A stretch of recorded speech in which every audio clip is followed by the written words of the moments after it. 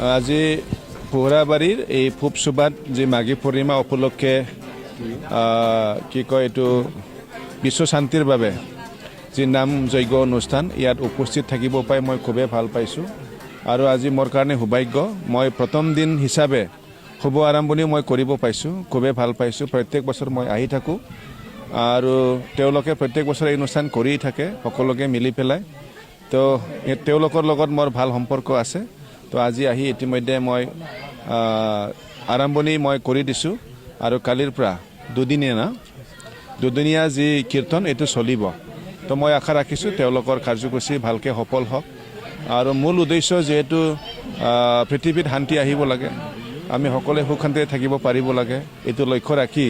যিহেতু ইয়াত নাম কীৰ্তন যজ্ঞ অনুষ্ঠিত কৰা হৈছে তো আমি আশা কৰা ধৰণে আমি ঈশ্বৰৰ পৰা যিখিনি বিচাৰিছোঁ এইখিনি ঈশ্বৰে যাতে আমাক আশীৰ্বাদ কৰে তাৰ কাৰণে মই ঈশ্বৰৰ ওচৰত প্ৰাৰ্থনা কৰিছোঁ।